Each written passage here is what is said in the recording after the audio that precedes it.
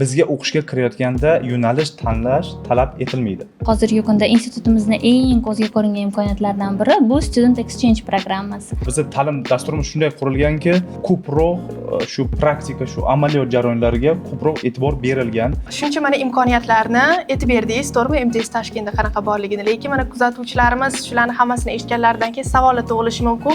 MTS Toshkent boshqa ta'lim muassasalaridan nima bilan farq qilinishi mumkin? Biz talabalarni o'qish jarayonida amaliyot bilan shu qadar birgalikda olib boramizki, ular institutni bitirganlarida tayyor kadr. Charosov, mana siz aytib o'tdingizki, imtihonlarni talabalar to'g'ridan-to'g'ri Samarqand shahrida topishlari mumkin. Shu imtihonlar foundation yiliga kirayotgan paytdami yoki bitirayotgan paytdami? 4 marta o'qishga qabul etiladi.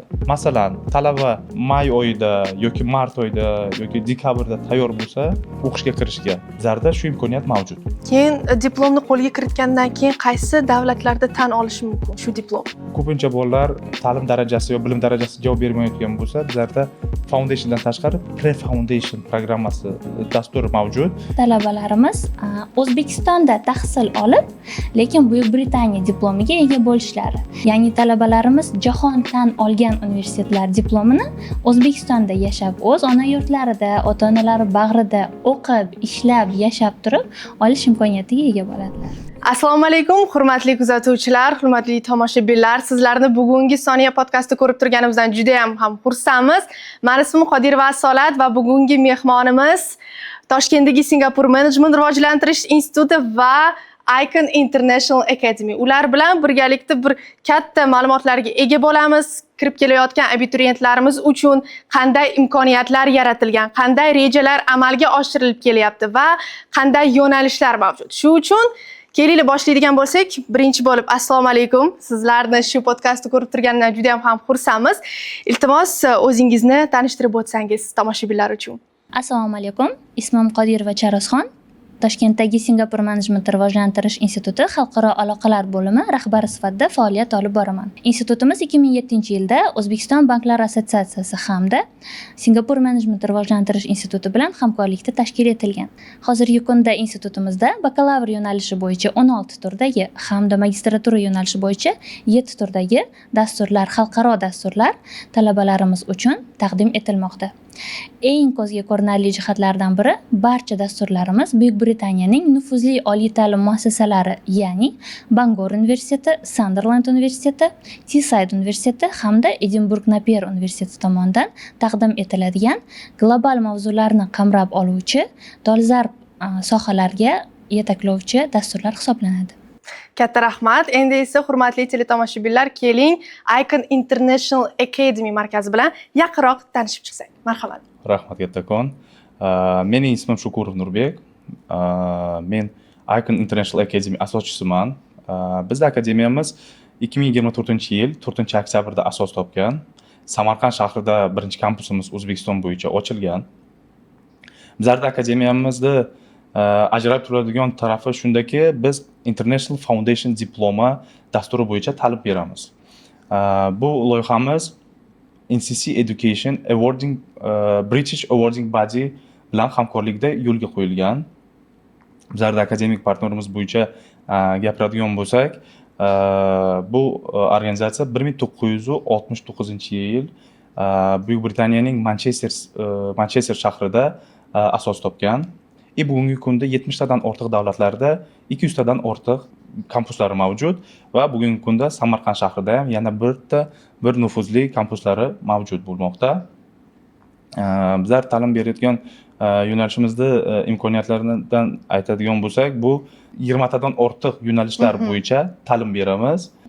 Bilamizki, bu traditsion ta'lim sistemasida bolalar ko'pincha bizlarda davlat yoki traditsion universitetlarga o'qishga kira oladi. Lekin bilamizki, xalqaro oliy o'quv yurtlarida ta'lim davom berish uchun shu o'rtada bir gap qolib ketadi. Shuni to'ldirishga bizlar shu ta'lim bozoriga chiqqanmiz. Avot akademiya savol beradigan bo'lsam, bu ta'lim muassasasi, to'g'rimi? Yoki bu o'quv markazi ko'pincha bo'lib hisoblanadimi? Ta'lim muassasasi bu universitetlarning birinchi o'qish yili deb bilsak bo'ladi. Nimaga deganda mana Singapur Management institutida bilamizki, 4 yil o'qish davom etadigan bo'lsa, birinchi o'quv yili bu imенно foundation yer deb hisoblanadi. To'g'ri. Shu ta'limda bizlarda o'quvchilarimizga imkoniyat beramizki, Samarqandda ta'lim olib, xalqaro ta'lim sistemasiga yondashib, o'rganib, yaqinroq tanishib, keyinchalik shu Singapur Management rivojlantirish institutida ta'lim davom berish imkoniyatini ham taqdim etamiz. Ya'ni to'g'ri tushungan bo'lsam, agar masalan abituriyent institutga kirmoqchi bo'lgan paytda, o'shanda memorandum imzolangan paytda 20-martda, o'shanda axborotni o'qib chiqqanimda u yerda yozilgan edi, masalan talaba foundation yilini sizlarni akademiyada bitirishi mumkin, to'g'rimi? 1 yil o'qib bo'lgandan keyin to'g'ridan-to'g'ri MDS Tashkentga 2-kursdan qabul qilinadi, to'g'rimi? Qaysi tizim bo'yicha imtihonlar topshiriladi bunaqada? Qaysi taraf imtihonlar bilan yaratib beradi? Imtihonlar gapiradigan bo'lsak, eng qulay tarafi shundaki, imtihonlar topshirilmaydi. Hamma bor imtihonlar, hamma mavjud imtihonlar bizning kampusimiz ichida topshiriladi. O'qish jarayonimiz 9 oy davom etadi. Shu jarayon bitgani bilan bizning o'quvchilarimiz imtihonlar topshiradilar. Keyin shunga qarab, oxirida diplom taqdim etiladi ularga, xalqaro diplom. Endi shu foundation programmani, foundation dasturida ta'lim olgani haqida davlat beradi bu diplom. Shu diplom bilan Singapur Management rivojlantirish institutiga kelsangiz, imtihon topshirish kerak bo'lmaydi. Faqat akademiyada o'zida topshiriladi, to'g'rimi? Hamma imtihonlar bizning akademiyamizga topshiriladi. Shundan keyin shu diplomni hamkor universitetlarimizga taqdim etsangiz, shu diplomni o'zi bilan o'qishga qabul qilinasiz. Bu o'qish tizimi qaysi taraf bo'yicha o'qitiladi? Ya'ni shu aytmoqchi bo'lganim, bizani MDS Tashkent tizimi bo'yicha talabalar o'qiydimi? Foundation yil davomida? Bizning afzalligimiz shundaki, ta'lim dasturi to'g'ridan-to'g'ri Buyuk Britaniya tomonidan taqdim etiladi. Bizning akademik hamkorimiz NC Education Buyuk Britaniya hukumati tomonidan Ofqual organizatsiya bor bilamiz. Shular tomonidan tartibga solinadi. Bu nima deganiki, bizning ta'lim dasturimiz to'g'ridan-to'g'ri xalqaro va Buyuk Britaniya ta'lim tizimiga javob beradi. Katta rahmat. Endi o'ylaymanki, hurmatli kuzatuvchilar, ko'proq ma'lumotga ega bo'ldinglar. Endi sekin-asta MDS Tashkent Charasova sizga ham savollarni qaratadigan bo'lsak, MDS Tashkent to'g'risida bir kichkina ma'lumot berib o'tsangiz, qanday imkoniyatlar bor aynan kirib kelayotgan abituriyentlarimiz uchun? Albatta, hozirgi kunda yildan yilga talabalarimiz uchun katta imkoniyatlar yaratilmoqda. Bulardan biri albatta Icon International bilan imzolagan memorandumimiz hisoblanadi. Ya'ni abituriyentlar Icon Internationalda foundationni, ya'ni birinchi kursni bitirish orqali bizga to'g'ridan-to'g'ri direct entry, ya'ni to'g'ridan-to'g'ri year 1 ga qabul qilinadilar, ikkinchi kursga qabul qilinadilar. Buni negizida nima yotibdi? Bizda maktabni bitirib institutga qabul qilingan talabalar odatda Buyuk Britaniya tizimi talablariga javob berishi uchun bizda foundation bor. Ya'ni birinchi kursda biz ularni Buyuk Britaniya ta'lim dasturi uchun tayyorlaymiz. Icon Akademiyasi ularni bizga tayyorlab berishadi. Shundan so'ng ular year 1, ya'ni Bangor, Sunderland, Edinburgh, Napier yoki Teesside universitetini birinchi kursidan, ya'ni bakalavriat bosqichidan o'qishlarini boshlashadi va 1 yilga yutishadi. Talabalarimiz uchun hozirgi kunda yangi yo'nalishlar joriy etilmoqda, ya'ni ushbu yo'nalishlarni O'zbekistonga olib kirish. Ulardan yaqqol misol sifatida hozirgi kunda institutimizda jadal rivojlanib borayotgan Fashion, Product and Promotion, ya'ni moda va dizayn fakulteti.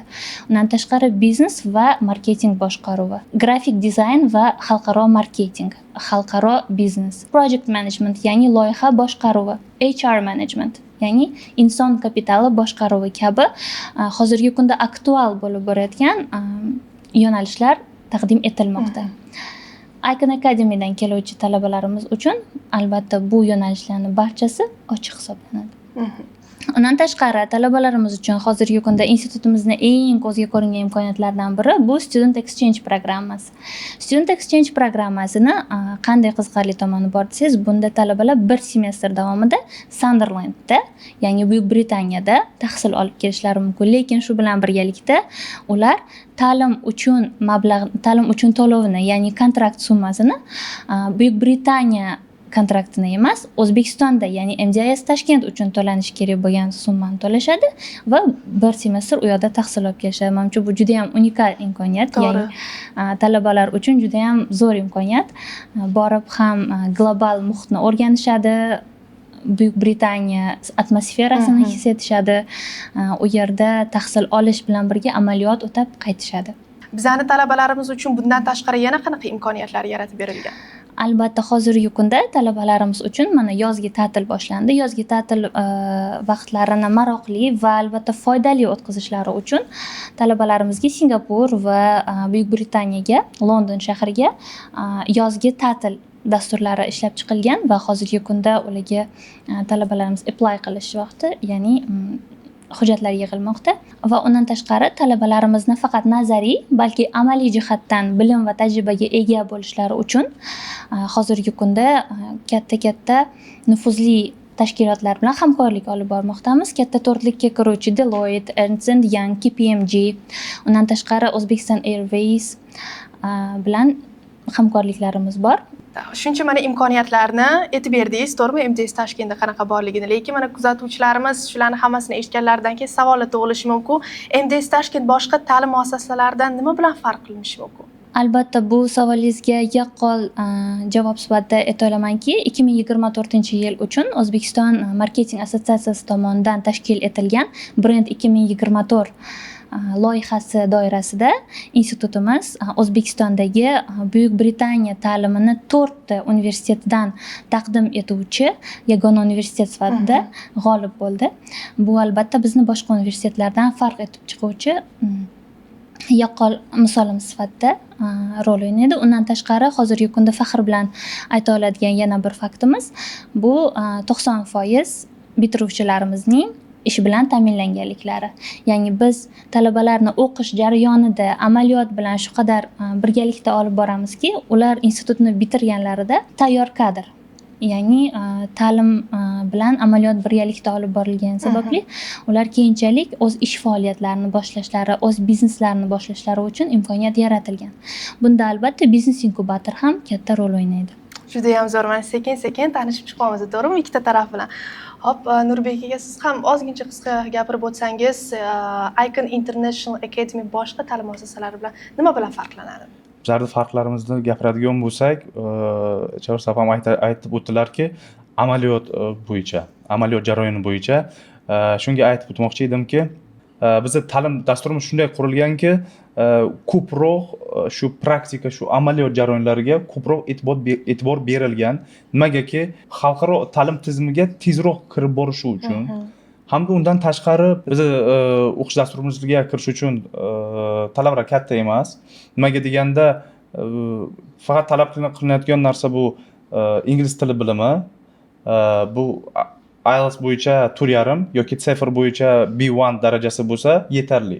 Minimum 4.5 dan boshlanadi. Minimum 4.5 dan boshlanadi. Nimaga deganda, nimaga buncha past deb so'rayotgan bo'lsak, bu bilamizki, ko'pincha bolalarga, institutga kirmoqchi bo'lganlarga, talabalarga, yaxshi o'qiyotgan talabalarga, yuqoriroq ballarda olgan talabalarga imkoniyat yaratish yoki ularga shu xalqaro ta'limga kirish imkoniyatini berish osonroq. Lekin undan tashqari boshqa ham auditoriyamiz bor, bolalar bor. Har xil savollarga ko'rganda ularda vaqtida o'qish imkoniyati bo'lmagan. O'shaning uchun bizda akademik hamkorimiz NC Education tomonidan bu dastur shunaqa yaratilganki, kirish imtihoni talablari yuqori bo'lmasdan o'qish imkoniyatini taqdim etiladi. Lekin shu kerakli bilimlar, til bilimlarini dastur ichida o'qish jarayonida ko'tarib oladi. Bitirayotganda ular ta'lim bilimlari yuqori talablarga javob beradi. Shu imkoniyatlar mavjud. Undan tashqari, amaliyotdan gapiradigan bo'lsak, bolalarda amaliyot darslariga ko'proq e'tibor berilgan. Chetga o'qishga kiradigan bo'lsa yoki Singapur Management institutiga kiradigan bo'lsa, ularda adaptatsion period tezroq o'tadi. Nimaga deganda, bizlarda akademiyamizda o'qiyotganda bolalar ta'lim tizimi bilan tanishgan bo'ladi. Bundan tashqari yana bitta imkoniyatlardan gapiradigan bo'lsak, bizning ishimizda bolalarni ko'p biz maktablarda yuramiz, prezentatsiyalar o'tkazamiz. Shu jarayonda biz prezentatsiya o'tkazganimizda bolalarda, bizning studentlarimizda imkoniyati bor, bitta emas, ikkita yo'nalish tanlaydilar. Ikkinchi semestrda praktikada, amaliyotda shularni o'qib boradilar. Mana masalan, bizlar olmani qo'lga oldik. Olma bizlarga ma'qul bo'lganini qanday tushunamiz? Tatib ko'rganimizdan keyin, ha? Tatib ko'rish kerak bo'ladi, to'g'rimi? Nimaga biz kelajakda bir umr ishlab kelayotgan yo'nalishimizni tanlay olmaymiz? To'g'rimi, yo'qmi? To'g'ri. Ko'pincha bizlarda ta'lim tizimlarimizda bunaqa imkoniyat yo'q. Lekin bilamizki, xalqaro universitetlarda, institutlarda, Singapur Management institutida ham shu imkoniyat borki, siz birinchidan bo'lib praktikada tushunib olasiz, qaysi yo'nalish sizga ma'qul. Qaysi yo'nalishdan siz o'qimoqchisiz? Kelajakda qaysi yo'nalishda o'zingizni ko'ryapsiz? Shundan keyin to'g'ri tanlovni qilib, shundan keyin ikkinchi kursdan o'qib borasiz. Sizga ma'qul yo'nalishdan. Shunda biz tushunamizki, to'shto sizda qiziqish uyg'onadi avvalambor. Siz kelajakda kim bo'lmoqchiligingizni tushunasiz. Men o'ylaymanki, niyat qilardimki, bizlar bozorga kelganimizdan keyin hamda Singapur menejmentda shu imkoniyatlar avval anchadan beri bor edi. Shularni bolalarimizga bizlar yoritib berishimiz kerak.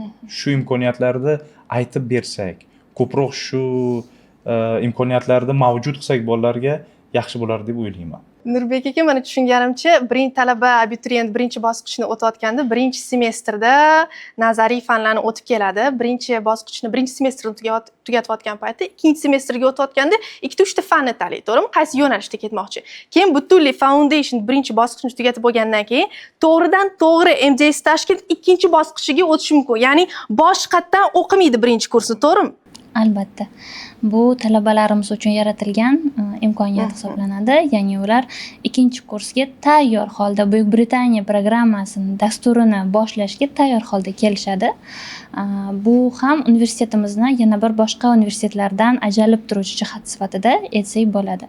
O'zi bizda institutimiz ochilgandan xuddi shu kabi sistema yo'lga qo'yilgan. Ya'ni foundation programma birinchi kursda talabalar asosiy fanlarni o'qishadi va shu birinchi kursni o'qish davomida o'zlari kelajakda egallamoqchi bo'lgan kasblarini o'rganib chiqishadi. Ularga ma'lumot beriladi, prezentatsiyalar o'tkaziladi va har bir universitet tanishtirib o'tadi. Va universitetimizni albatta eng ko'zga ko'rinarli jihatlaridan biri bu talabalarimiz O'zbekistonda tahsil olib, lekin Buyuk Britaniya diplomiga ega bo'lishlari. Ya'ni xuddi O'zbekistonda olgan diplom bilan Buyuk Britaniyada xuddi shu universitetda borib o'qigan inson diplomlari bir xil bo'ladi. Bu degani talabalar ham vaqt jihatdan, ham moliyaviy jihatdan, mablag' jihatdan yutishadi. Chunki Buyuk Britaniyaga borish, u yerda 4 yil davomida yashash, tahsil olish va ushbu programmalar uchun to'lov kontraktini to'lash biz MJS Tashkent, ya'ni Singapur Management rivojlantirish instituti tomonidan taklif etilayotgan narxga nisbatan eng kamida 10 barobar qimmatga tushadi. Ya'ni talabalarimiz jahon tan olgan universitetlar diplomini O'zbekistonda yashab, o'z ona yurtlarida, ota-onalari bag'rida o'qib, ishlab, yashab turib olish imkoniyatiga ega bo'ladilar. Keyin diplomni qo'lga kiritgandan keyin qaysi davlatlarda tan olish mumkin shu diplom? Diplomlarimiz Buyuk Britaniyaning nufuzli universitetlari diplomi bo'lganligi sababli u jahonning barcha davlatlarida tan olingan hisoblanadi. Bu qaysi universitetlar bilan hamkorlikda ishlaydi? MJS Tashkent, Sunderlandni etudingiz, bundan tashqari. Avvalroq aytib o'tganimdek, universitetlarimiz Bangor universiteti, Sunderland universiteti, Teesside va bu yildan boshlab bizga yangi kirib kelgan va juda ham yuqori saviyali dasturlari bilan kirib kelgan Edinburgh Napier universiteti hisoblanadi. Ya'ni mana bizani tomoshabinlarimiz to'g'ri tushunishlari uchun, agar masalan ikkinchi kursga, ikkinchi bosqichga o'tgan bo'lsam, yo'nalishni biznes iqtisodiyotni tanladim, to'g'rimi? Biznes iqtisodiyot Bangor universitetiga qarashli. 3 yil Bangor universitetida o'qiyman, keyin Bangor universitetini diplomiga ega bo'laman, to'g'rimi? Toshkentdagi Singapur Management rivojlantirish institutining diplomini olmayman. Yo'q, bu Toshkent diplomi ham emas, Singapur diplomi ham emas, bu Buyuk Britaniyadan to'g'ridan-to'g'ri keluvchi diplom hisoblanadi. Bitiruv marosimida ham Bangor universitetining yuqori lavozimdagi vakillari kelib, shaxsan o'zlari talabalarimiz qo'liga diplomlarini topshirishadi. Va bu menimcha juda ham yaxshi imkoniyat. Juda ham zo'r.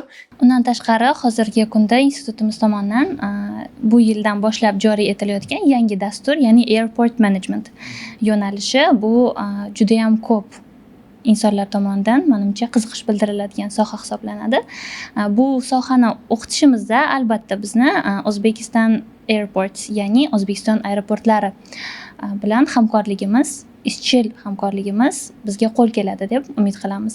Bu borada ham bilishimiz bo'yicha Icon Internationalda xuddi shu yo'nalish bo'yicha Foundation yo'nalishi bor. To'g'ri, bizda ta'lim olgandan so'ng to'g'ridan-to'g'ri ikkinchi kursdan Singapur Management institutida Airport Management yo'nalishidan ta'limni davom ettirishingiz mumkin. Juda ham bir qiziq, juda ham bir katta imkoniyatlarga ega yo'nalish deb bilaman bu yo'nalishni. Albatta, sayohat insonlarni dunyoqarashini kengaytirishida, dunyo kezishida katta rol o'ynaydi. Yana daromad olib kelayotgan bo'lsa, undan ham zo'r deb bilaman men. To'ppa-to'g'ri, mana hozir eshityapman, imkoniyatlar juda ham ko'p. Lekin shu hamma imkoniyatlar aynan tushunayotganimcha kirib kelayotgan abituriyentlar uchun, to'g'rimi? Shunaqa. Xuddi shunaqa. Lekin o'qiyotgan paytda qanaqa imkoniyatlar bor? Masalan, 3-kurs talabalari uchun, 2-kurs yoki masalan уже ikkinchi semestrda, 1-kurs, 2-semestrda o'qiyotgan talabalar uchun qanaqadir imkoniyatlar bormi yana? Bizlarga o'qitayotgan talablarga bor imkoniyatlarni bir hammasini jamlab bitta-bitta o'zi aytib o'tadigan bo'lsam, asosan bizda akademik hamkorimiz NC Education 1969-yilda asos topgan bizlarga shuni belgilaydiki, bu organizatsiya bugungi kunda 70 tadan ortiq davlatlarda muvaffaqiyatli rivojlanib kelayotgani bu odamlarni ishonchini zavq etgan. Bundan tashqari bizlarda yana nima imkoniyatlar mavjudki, yiliga bir marta emas, 4 marta xalqaro standartlarga javob berib, 4 marta o'qishga qabul etiladi. Masalan, talaba may oyida yoki mart oyida yoki dekabrda tayyor bo'lsa, o'qishga kirishga bizlarda shu imkoniyat mavjud.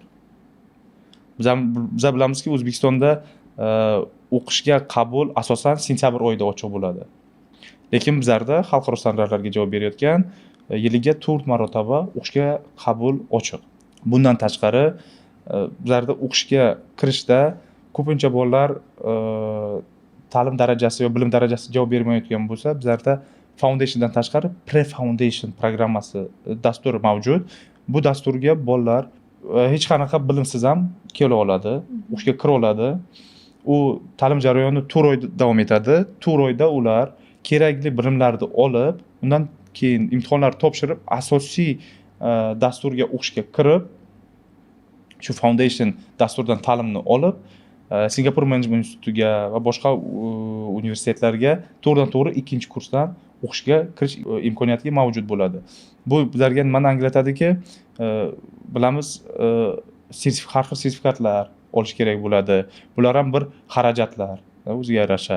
Shulardan bizlarning bolalarimiz, bizlarning studentlarimiz saqlab qoladi. Bu ham o'ylaymanki, bugungi kunda hamma narsa qimmatlashib borayotgan paytda shu biron tejash imkoniyati bo'lsa, yaxshi bo'ladi deb o'ylayman. Qabul borasida gap ketgan ekan, aytib o'tish joiz deb topdim.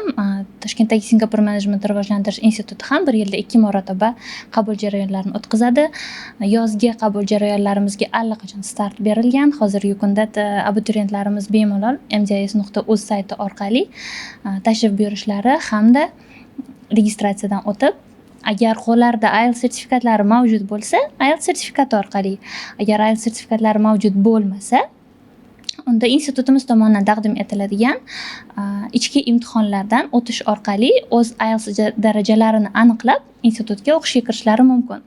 Bu borada mana Icon International bilan qo'lga kiritayotgan katta imkoniyatlarimizdan biri bu MDS Tashkent, ya'ni Toshkentdagi Singapur Management rivojlantirish institutining ichki imtihonlarini Icon International bilan hamkorlikda Samarqand shahrida o'tkazish.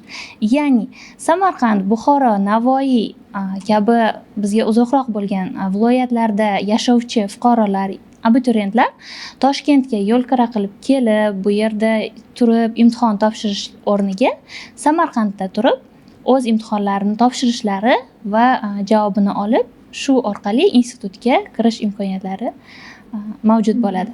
Bu o'rtadagi memorandumimizni yana bir judayam yaqqol jihatlardan biri, albatta. Charos ova, mana siz aytib o'tdingizki, imtihonlarni talabalar to'g'ridan-to'g'ri Samarqand shahrida topishlari mumkin. Shu imtihonlar foundation yiliga kirayotgan paytdami yoki bitirayotgan paytdami?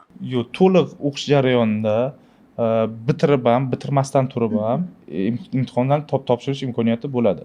Hatto Icon Akademiya talabalari bo'lmasa ham samarqandlik, buxorolik, navoiylik, ya'ni kim uchun ushbu manzilda joylashgan joyda imtihon topshirish qulay bo'lsa, barchalari shu Icon Akademiya bilan hamkorlikda o'tkazilayotgan imtihonni topshirishlari va shu orqali o'z IELTS ballarini bilib olishlari mumkin. Kimga bizni kampusimiz qulay kelsa, kelib belgilangan sanalarda imtihonlardan o'tish imkoniyatiga ega bo'ladi. Mana pre-foundation kurslar to'g'risida ham ma'lumot berib o'tdingiz. Foundationga kirish uchun pre-foundation ham topshirish kerak bo'ladimi? 4 oy davomida o'qish shartmi? Yoki to'g'ridan-to'g'ri foundationga kirish mumkinmi talaba? Avvalam bizlarga murojaat qilgan talabalar bizlarni ichki imtihonlarimizdan o'tgandan so'ng biz ularning bilim darajasini belgilab olamiz, bilib olamiz. Shundan keyin ayta olamizki, shu talaba pre-foundationdan birinchi ta'lim olishlari kerak bo'ladimi yoki to'g'ridan-to'g'ri asosiy foundation dasturidan o'qiy oladimi yo'qmi deb. Ya'ni bilimlarni boshida tekshirasiz. Agar talaba bilimlari to'liq tayyor bo'ladigan bo'lsa, foundation darajasiga to'g'ridan-to'g'ri foundationga qabul qilasizlar. Xuddi shunday. Tayyor bo'lmasa, bunaqada 4 oy davomida pre-foundation o'qiydi, keyin imtihonsiz foundationga kiradimi? Yo'q, baribir imtihon topshiradi. Baribir imtihon topshiradi. Bilim albatta quality, ya'ni sifat talab etadi. Sifat talab etiladi. Imtihon bilan tekshiriladi. Endi tushundimki, ikkita ta'lim muassasalari o'rtasida kelishuv nuqtalari ko'p bo'lganligi uchun o'zaro anglashuv memorandum imzolandi. Xuddi shunday. Endi esa kelaylik o'tamiz, qanday kelajak rejalar amalga oshirilmoqda. Marhamat. Albatta ushbu anglashuv memorandumidan kelajak uchun rejalarimiz juda ham ko'p va umidlarimiz katta. Birgalikda o'zaro imtihonlar tashkil etish, undan tashqari guest lectures, ya'ni bizda mavjud bo'lgan, ularda mavjud bo'lgan xalqaro toifaga ega bo'lgan tajribali o'qituvchilarning o'zaro almashinuvi, ya'ni bizni o'qituvchilar bularni lecture, ya'ni leksiya o'tuvchi o'qituvchilari bizga kelib talabalar uchun turli mavzularda darslar o'tib berishlari mumkin. Undan tashqari birgalikda sport musobaqalari tashkil etishimiz va talabalarimizni Samarqandga bo'ladigan turli sayohatlarini birgalikda tashkil etishimiz mumkin bo'ladi. Xuddi shunday, xuddi shunday. Bundan tashqari ko'p rejalar yo'lga qo'yilmoqda. Bulardan biz sizlarga keyinchalik bizlarni ko'rish davom etayotgan bo'lsalaringiz, hammasini sizga ochiq-oydin aytib beramiz. To'g'risini aytsam, juda ham qiziqarli suhbat bo'ldi. Endi va nihoyat ikkita taraflama ko'p ma'lumotga ega bo'ldim. O'ylaymanki, bizning tomoshabinlarimiz, kuzatuvchilarimiz, ota-onalarimiz ancha chuqur ko'p ma'lumotga ega bo'lishdi. Icon International Academy va Toshkentdagi Singapore Management rivojlantirish instituti. Hurmatli kuzatuvchilar, agar savollar ko'p bo'ladigan bo'lsa, albatta izohlarda yozinglar, ijtimoiy tarmoqlarni kuzatib yuboringlar. Hammaga rahmat. Keyingi ko'rsatuvlarda ko'rishguncha.